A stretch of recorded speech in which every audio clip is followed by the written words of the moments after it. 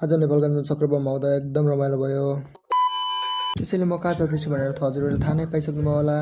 म चाहिँ भर्खर घरबाट निस्किएर अब साथीहरूसँग जान लागेको, साथीहरू अगाडि कुरिरहेछन्। फाइनली साथीहरू पनि अब भेटिसकेका छन्। अब हामी चाहिँ मजाले गफगाफ गर्दै हाँसी खुसी मजा होइन मेलातर्फ लाग्छौँ। साथीहरूसँग गफगाफ गर्दै जाँदा त मेला पुग्यो थाहा नै भएन।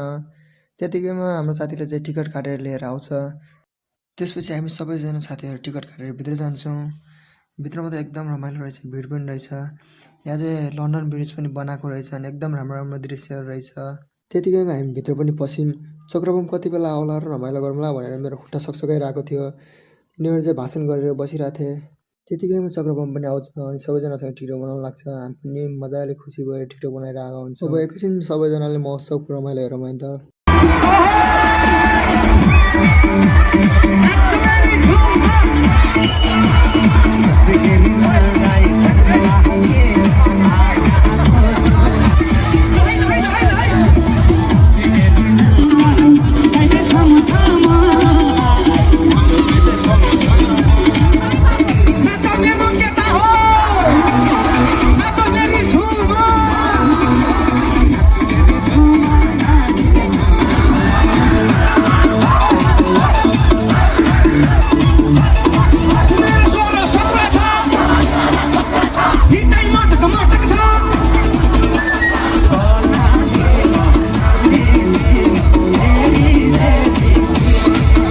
अब हामी नाचेर एकैछिन देउडा खेल्छौँ।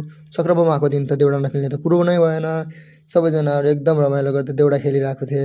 म पनि एकदमै रमाइलोसँग देउडा खेलिरहेको थिएँ। रमाइलो गर्दा गर्दै रात परेको त थाहा नै भएन। त्यसपछि हामी सबैजना साथीहरू घरतिर फर्किन्छौँ। मेरो फर्स्ट मिनी भ्लग चाहिँ कस्तो भयो भनिदिनु होला गाइज।